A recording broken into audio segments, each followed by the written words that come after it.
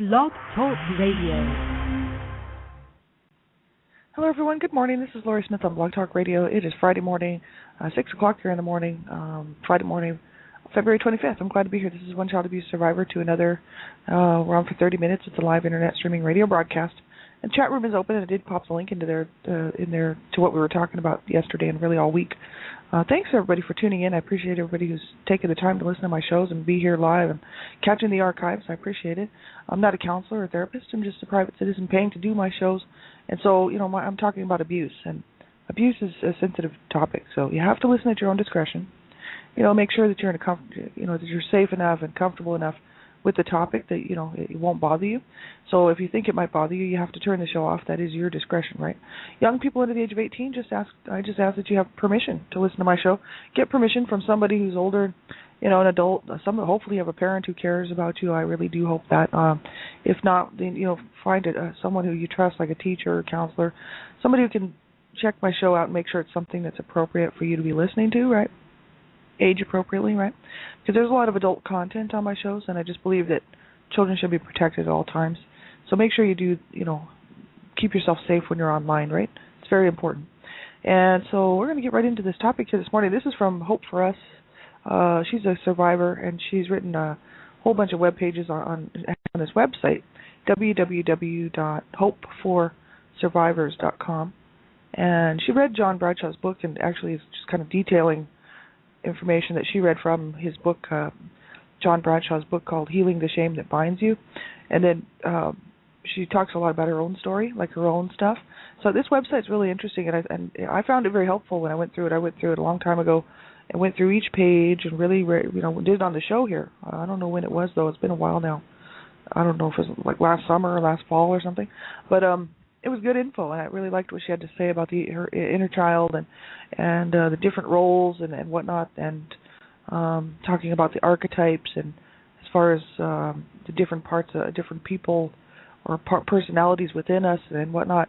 And she's a survivor, and so she's got some great info there, so I hope everybody will check it out. So yeah, we'll get right into this. Thanks very much for being here. Yesterday we were left off talking about dysfunctional family roles. Rules. Well, roles as well, but rules was where we left off. And we were talking about. She says here, control, perfectionism, blame, denial of the 5 freedoms, and that's what we were kind of talking about yesterday. And then there's the no talk rule. That's where we left off. This rule denies the expression of the true self. It prohibits the full expression of any feeling, need, or want. So if a dysfunctional family may have a rule that it says no talk rule, not allowed to talk about anything, not allowed to express your feelings, not allowed to express your needs or your wants and whatnot. And that's a serious issue for a lot of people who have grown up in dysfunctional homes or abusive environments, because many times if you grow up in an abusive home, it's like you're told that you're not to talk about it, right? The abuse that's going on. I know that we were. My parents were brought up on charges when I was 2 years old, and they didn't want anybody talking about, none of the children to talk about what was going on in the home. And anytime we mentioned anything like that we didn't like something, the way someone was being treated, or the way, if I was mentioning that I didn't like how my brother was being treated, I'd be in trouble for even mentioning it. We weren't allowed to show any feelings or express any feelings on the subject of how we were being treated, and we weren't allowed to talk outside the home if our parents were around, that they could hear us about what was going on in the home. So you just get shut down. You're not able to express anything. You know what I mean? So I think when you get older, you sort of still doing the same things. Just out of a behavioral issue that you've been sort of trained to do. And many times people won't talk about anything. They won't talk about their feelings, needs, or wants as an adult if they've grown up like that. It's a behavioral thing. It's kind of something that's learned, and you just learn not to talk about things. And I think that's why it's so important that people do get help, and talk to somebody, I mean, if you were abused as a child, it's incredibly hard. I know I didn't keep it silent. I mean, a lot of my friends when I was growing up knew the situation. They actually witnessed a lot of the abuse, and so they would talk to me about it. And I knew they were living in these homes that were quite like mine. Some were worse. So we would talk to each other about some of the stuff. but we were talking as a teenager, griping and complaining about what our parents were doing, and it was more like a gripe session. But we used to try to help each other out too, especially when we got older. It's harsh. I never really was never really silent about the abuse I suffered. I kind of, I used to tell certain people, especially people I thought I could trust, But sometimes that doesn't help, because then those people feel that you're just too. This is what happened to me. I told some good friends over the years about the abuse that I suffered, because they would tell me about stuff that happened to them in their life. They would tell me their stories, and then we were kind of sharing information about ourselves. Then I would tell them about my story, and then they would be, well, you're just too wounded. I can't deal with you. You're going to have to just go find some help. And that's pretty sad that people do that. But sometimes they do, because they don't want to hear about your pain. They don't want to hear about your suffering, even though they don't mind telling you about theirs. They don't want to hear about yours. And so, that's happened to me many times, and I've lost some friends over it.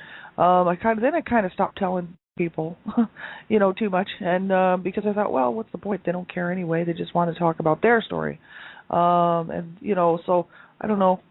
You have to be kind of careful who you tell and who you talk to, and I think it's important if you do find somebody you can trust who's there for you, who's willing to really be there with you as a friend to help you get through stuff. That's wonderful. It's kind of rare, and so, but it is important to reach out. So, if you don't reach out, then you won't ever find anybody to talk to. What I did was I started writing a public-facing blog, October 2009. And I started writing about the abuse that I suffered in my home, and I made it public, and I really started promoting it because I wanted people to know, because I thought, man, I did not want to go to my grave with this because of my brothers. I did it really mainly for my brothers, because nobody knew about the abuse really that my brothers were suffering, because I don't think they probably told too many people, and they went to their graves looking like really bad people. One committed suicide, and the other one died of a drug overdose, and so I thought, man, I'm gonna write this out, on a public-facing blog, and I want people to know what happened to my brothers, and that it wasn't okay. They took their own lives with drug use and suicide, but the reason behind it, I wanted people to know the horrors of what they experienced in the home that I grew up in, that I witnessed, and how they were treated, and why they couldn't make the right decisions for themselves, and why they couldn't get a grip and have a good life, right? There was many reasons for it. It's unfortunate that my brothers did not stick it out, try to get themselves straightened out, but some people don't, and it's very sad. So I thought, well, I'm not going to my grave with this, man. I'm gonna tell my story. So I've met a lot of people since doing that, and also because I volunteer with Dreamcatchers for Abused Children. I'm the Canada Regional Director and CCO in the States and Canada for them, and I've met a lot of people, so, then in turn you do have a lot of people to talk to, and many of them actually do care, and because of what you're doing and what they're doing. So it's great to reach out. I'm glad that I did reach out and get some help, right? But if that's not, sometimes some people are more private and they'd rather go see a counselor or therapist. But whatever you do, make sure you do get some help, right? So that you don't suffer and really just destroy your life by the abuse that, that you might be going through, right? It's very sad. We certainly didn't deserve it, and I think that it's up to us, right? If we want to have a good life, we're really going to have to make it happen. Nobody else can do it for us, and that's what I realized. 4 years ago, it was just popped into my head that I was going to have to be responsible for helping myself and for getting things straightened out in my life, even though it wasn't my fault that all this stuff happened, because especially during my childhood, there's absolutely nothing I could do about that. But some of the decisions that I made in my lifetime and things that I've done, I realized why I did them and the reasons why I did them, and I thought, man, if I'm going to have a good life, man, that's really going to be ultimately up to me.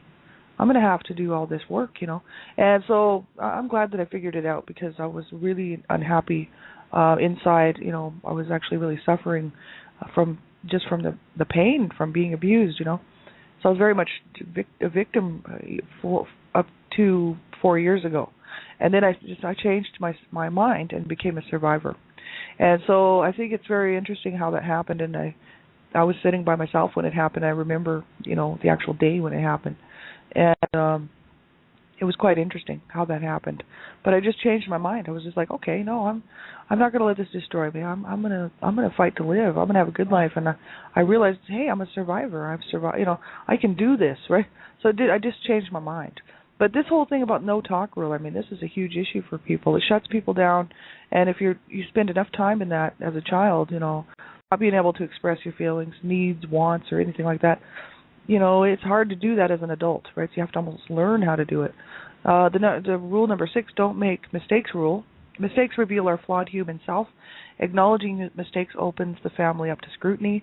And this rule requires that you cover up your own mistakes, and if someone else makes a mistake, you're required to shame them. So in a dysfunctional family might do that. They might say, we're not allowed to make mistakes. This family doesn't make mistakes. And then if somebody in the family does make a mistake, then everybody has to be looking down on them and, blaming them for being whatever, not doing the right things or whatever, and actually make them the scapegoat kind of. I'm sure lots of people grow up like that. Unreliability, don't trust anyone and you'll never be disappointed. Parents in the dysfunctional family did not get their developmental needs met as children, and they won't be there for their own children's needs, they said here. The cycle of distrust is perpetuated. Unreliability, my parents didn't trust anybody, and they were mentally ill and had all kinds of emotional problems. They didn't trust anybody. They didn't trust the government. They thought the government was going to come and take them away. They didn't trust each other. My dad always accused my mom of sleeping around, and that none of the kids were his. And out of 7 children born, he said that none of us were his children, but they were all the neighbors, the postman, the guy at the store. He was always accusing my mom of being a whore and a harlot, and that's where many of their fights would happen, because my mom would be screaming at him, and then, of course, they'd start fighting, and then my dad would be beating on her, and then the brothers would go to save her. This was just the regular thing. And then my brothers would step in, and then my dad would beat on my brothers, and then I would yell at my dad for beating on my brothers, and then he would beat on me. So it was kind of like a domino effect, right? And all because my dad called my mom a whore and a harlot, right? The whole thing is really ridiculous that people treat people like that. And this whole idea that in a marriage that 2 people that are married together don't trust each other. Like because I grew up in this dysfunctional, deadly home, watching my parents, the way they treated each other the whole entire time they were married was a disgrace, and it was disgusting to me. And I thought, oh my God, like I do not want that. If I ever get into a relationship, it will not be like that. Because it was so just horrific, and nobody deserves to be treated like that, and nobody should live their lives like that. It's just very, to me, I just thought it was so stupid that 2 people would do that to each other and stay in the marriage and destroy each other and think that that's okay, that's life, There's so many people out there that live their lives like that. I knew people growing up outside of my home, friends of mine who had lives like that with their own partners, with their own boyfriends. And I thought, why do people do this? Why do people want this type of a lifestyle? Why would they choose this for themselves? Pain and sorrow, hatred and anger, everything to do with evilness, right? Really, because that's what it is. When people are, hurting each other, and that's what they want to do, right? This is what their whole goal and aim is to hurt their partner. Why are they together? I don't understand that, and I grew up in this mess, and it makes me sick to my stomach that people actually live like that and like it. It's unfortunate, but it's a mental illness, I think. There's something wrong with somebody who would want that lifestyle for themselves. There's something wrong with them. There has to be, because it hurts. It's very painful. Not only even if it's not physical abuse, it's the emotional, psychological damage done. But some people like that kind of stuff. My parents were 2 people that actually liked to hurt each other. They liked to hurt their children. They enjoyed it. It was something that they wanted to do. My parents weren't happy unless they were battering somebody or yelling and screaming at somebody, right? And of course, they could pull it together when they needed to. They wouldn't necessarily beat up on the neighbors. It was just their family that they liked to do this to. And I don't get that, you know what I mean? As much as I try to understand the whole situation, which just taking a look at it third party, I don't understand why any married couple would want to spend their lives hurting each other and hurting their children and think that that's just life and that's great, that's the way it should be. At the end of the day, my mom would be crying, I should just kill myself. I'll just kill you. I'll kill us all. My dad, I should have killed us all years ago. We're all from the devil. And this is the kind of crap we had to listen to growing up the whole time we were growing up. And it's like, and then my parents never said they loved each other. As a matter of fact, they couldn't sit in the same room together without fighting, and unless they were out in public, and not in stores. Like, they still fought in stores, they fought in restaurants, they fought wherever they went outside in public. But I'm talking at friends' homes. They put on a really good show when we went over to people's homes, like for a neighbors and stuff. They would still argue, but they wouldn't necessarily get all violent and start beating each other up at someone else's home. But in the stores they would, and in the restaurants they would. They were very volatile and very violent. So it's embarrassing to be out in public with them because you know, in the stores and stuff, because they would fight in the stores. And it was horrible. I don't know why anybody would spend their lives like that, but people do. And this whole thing, you know, they didn't trust each other. This is what I'm kind of getting at here. They didn't trust each other. My dad was accusing my mom of sleeping around. My mom didn't trust my dad, of course. Well, and that's understandable because he was untrustworthy, because he was abusive, right? So neither one of them trusted each other. And I thought, well, when I get older, man, I'm not going to have any relationships like that. And the minute somebody thinks they're going to abuse me, they're gone out of my life. So my tendency was to run as soon as I met somebody. I'd be like, well, I'm gone. I don't, you know, I'm not even going to give you the opportunity to hurt me. I'm just going to leave first, right? So my whole thing was a little bit hard to have a relationship like that, because you get into a relationship, get scared, and run, which is exactly what I was doing my whole life. Until I met this guy that I'm with now, Cecil, and we were together for 16 years now. And I actually did that to him. I ran, man. I tell you, I had everything of mine that I was going to take with me packed up, and everything shut off. Bank accounts closed down, and I was gone within 4 hours. I could pick up and move really quickly. And, you know, I was just like, you know, no, I'm not. I didn't want to even give him the benefit, the chance to hurt me. I was like, you're not going to hurt me, so I'm gone. And he wasn't. Was he ever going to hurt me? I'm still with him 16 years later. The man loves me, and he waited for a year for me to phone him. Kept all of my stuff that I had left there, and when I phoned, because we didn't talk like for a year, and he knew I was in Calgary, but we didn't keep in contact. And I phoned him one day because I realized that I loved him and really missed him, and I phoned him and I said, what are you doing? He says, I've been waiting for you to phone. I'm sitting here waiting for you to phone. And we got back together, and I still didn't trust him. I had a hard time working through that. And we had to work some things out, you know, and I needed to know that he was not going to hurt me. And so I made him sit down and I listened to what I had to say, which was about 4 hours worth of telling him my story and telling him what happened and why I felt the way I did. And about the abuse I suffered in my family, and I really wanted him to know that I couldn't take any more abuse, right? And that I wouldn't, right? So I said, why should we treat each other badly? I said, like, if I treat you badly, there's the door. I should leave, right? And if you treat me badly and you're just going to abuse me, there's the door, you know? Don't stick around. Or if you want to sleep around outside somewhere else, because I'm not into that relationship type stuff, you know, where you can have multi-partners and stuff. I'm a one-man woman, you know. I like that whole close and intimacy, and the thought of having one person that means that in your life and is that, right? So, you know, I said, if you want to sleep around and whatnot, don't screw me over, you just go, right? And so I said, because we need to trust each other, you know, because my parents were just the worst, and I was like, we're not going to end up like my parents, not trusting each other, treating each other badly. And he's like, you're absolutely right. And so we had a great chat. We worked it out, and we've had the best 16 years ever. And you know, that's the whole issue. He showed me that, you know, he was trustworthy, and that he was not going to hurt me. But I tell you, I left him for a year, and you know, a lot of people wouldn't have been that forgiving. They would have been like, well, you left me for a year, so now I'm gone. But that just shows how much he actually loved me, because he stuck around and didn't, like, I asked him, I said, did you see anybody in between? And he said no. He said, I was hoping that you would come back. I was hoping that you would call me. You know, and I thought, you know, this is the person I should be with. This is the man who loves me. And, you know, this whole issue of why people stay in a relationship when they don't trust each other, I will never understand.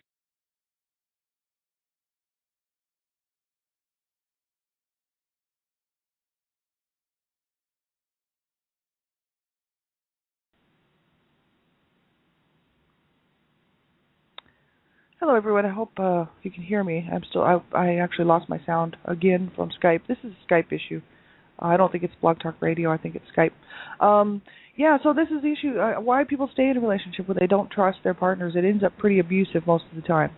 Because when you don't feel that your partner is trustworthy, and you think they're sleeping around, or doing things behind your back. You become paranoid. You become schizophrenic almost. Like you just can't even cope with it, and you start thinking, what's my partner doing? And then you don't trust them. You start spying on them. And my parents' marriage was a complete disaster from the beginning, and it just escalated. And they treated each other horribly, trying to kill each other at times. And they were absolutely horrific. And why people do this, I don't know. You know what I mean? I will never understand why somebody would stay in a relationship like that. And I think there has to be mental problems, mental illness, because no one in their right mind would allow somebody to beat on them, to rape them, to curse them, to really hurt them, and call them names, not be there for them, no support, no love, no affection. My dad would not even attempt to be nice to my mother. He wouldn't buy her anything. He wouldn't buy her flowers. Wouldn't buy her clothes. My mom had to make all of her clothes. He wouldn't. She became so used to that lifestyle that by the time I was born and came around, that was just her life. And why she put up with it, I don't know. But she never really had a good answer for that. And it's like, why people do that, I don't know. But that whole issue of don't trust anybody, parents and not getting their needs met as children, they quite often don't meet their own children's needs. The cycle of distrust is perpetuated. Well, yeah, that's just it. My parents were abused as children. They were both mentally ill. They had so many problems. And I only met one of my grandmothers, and that's the one who murdered her own son. I couldn't stand this lady. And she came to visit us a couple times, and I just didn't like her at all. And because I knew what she did to my mother, because my mother told me what she had done.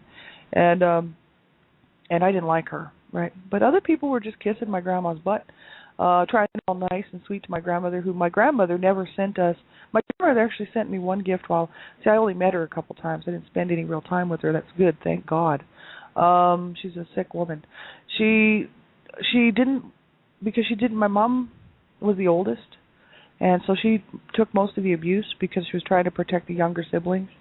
So they broke off their relationship. When my mom got married, I guess, shortly after that, I guess her and her mother, my grandmother, had a bit of a tiff or a fight, and my mom didn't talk to her for many years. And then after a while, they made up. And so they made up, I guess when I was about 12 years old, my grandmother came to visit, and they made up. So my mom was real happy about that. But my grandmother did not accept us as her grandchildren. So myself, my sister Kathy, my brother Howard, my brother Rob, my brother Chess, my brother Kevin, and my sister Irene were not accepted by my grandmother as grandchildren. She never called us. She never sent us cards. She was the only living grandparent. So my dad's parents were passed away, and my mom's dad was passed away. So my only living grandparent was an abusive, sick, and twisted woman who did not acknowledge me as her granddaughter, right?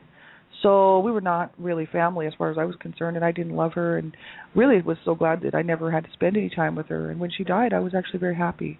And you know what? People would say, how could you say that? How could you say that? Because you'd have to have known the dynamics, the situation. She killed her own son and did not do any time, did not serve any time. She abused a whole bunch of orphans from down the road, 1930s, and they took off. They ran. They went back on the streets, right?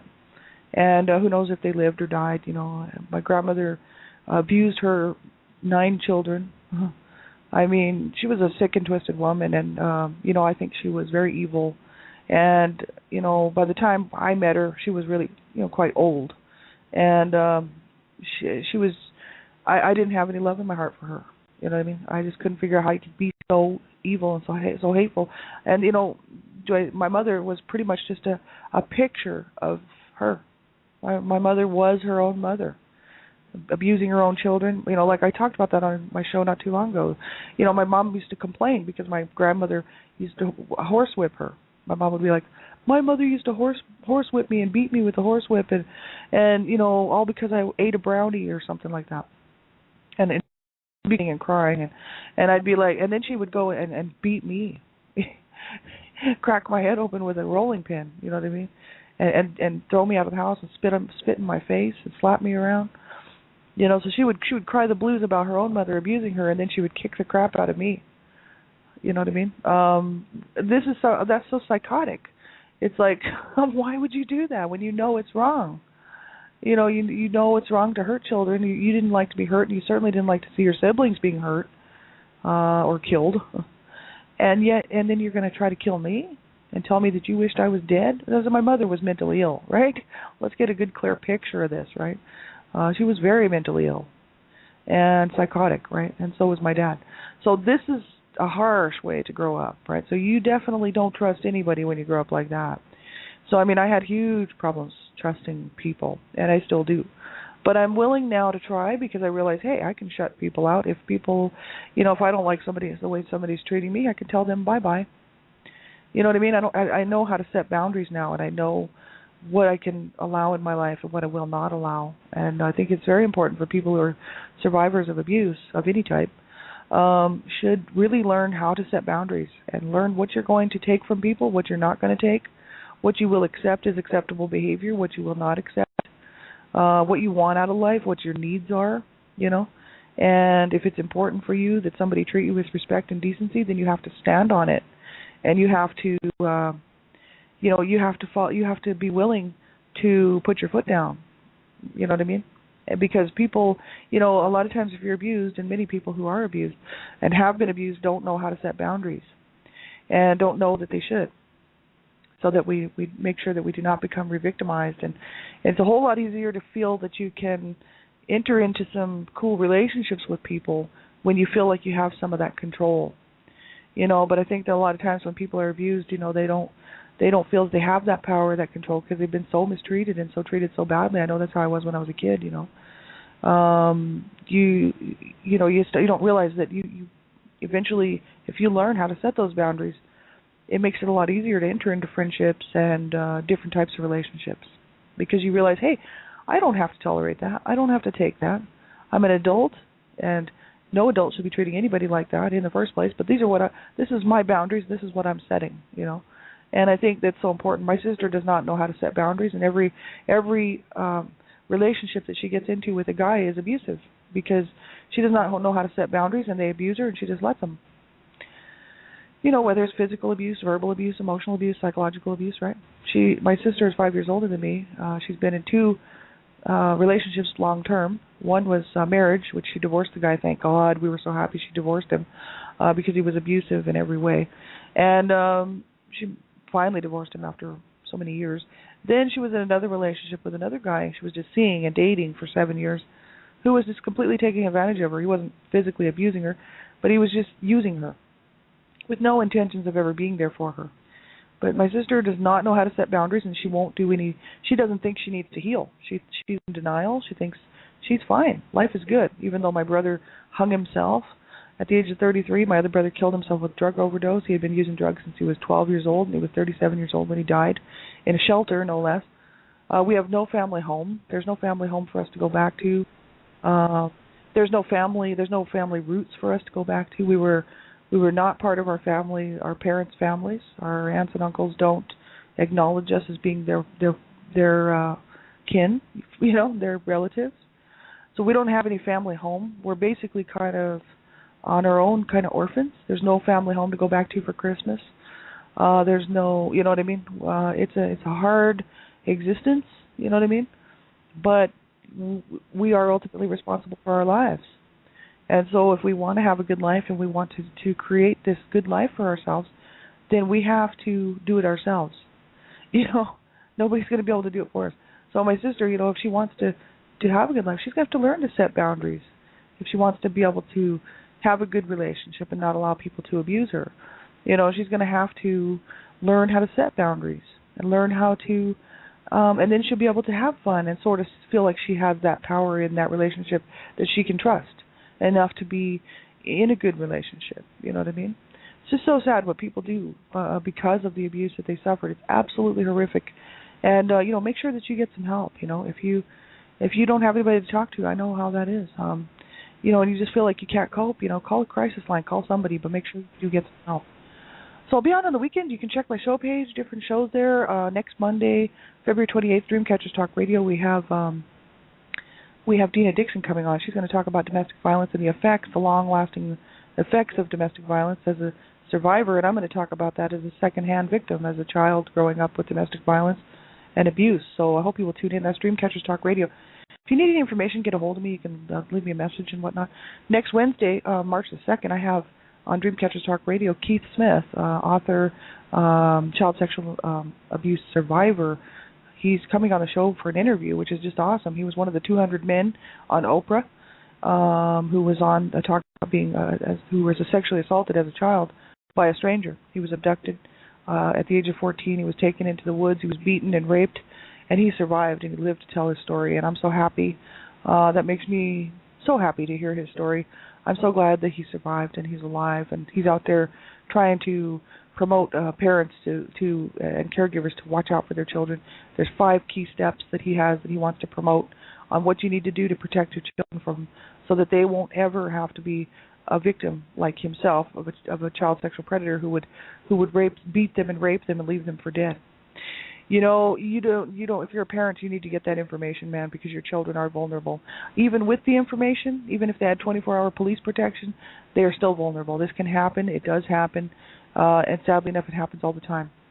So make sure you get that information. But that's going to be next Wednesday, March the 2nd at 11 p.m. Eastern Standard Time here on Blog Talk Radio on Dreamcatchers Talk Radio, which is if you search in the Blog Talk Radio bar Dreamcatchers, you can pull up Dreamcatchers shows, or you can just it's www.blogtalkradio.com/Dreamcatchers. That's the actual website. So have a great day, everybody. Take really good care of yourselves. You certainly deserve it, man. I'm telling you. Give yourself a pat on the back if you're still surviving and lived after being abused as a child. There's so many of us. And, do the best the job that you can, to empower yourself, to allow yourself to have a good life and to enjoy this life, that we've been given, because we only get this one shot. And I figure, hey, it wasn't my fault what happened to me as a child, but it certainly is my responsibility as an adult. If I want to have a good life, I have to create it for myself. And so, in doing that, I have to learn how to love myself, how to take care of myself, which is really hard, and how to get rid of some of these old behaviors that I was doing. So make sure you do reach out, get some help, stay with us, and because I do care, or I wouldn't be doing these shows. There wouldn't be any reason to be doing these shows. So I really do care. And if you can't reach somebody, like I said, you can't talk to somebody because nobody's around, you phone a crisis line if you have to. But you phone somebody, you reach out, and you get some help, right? So have a great day. Talk to you guys soon. Bye-bye.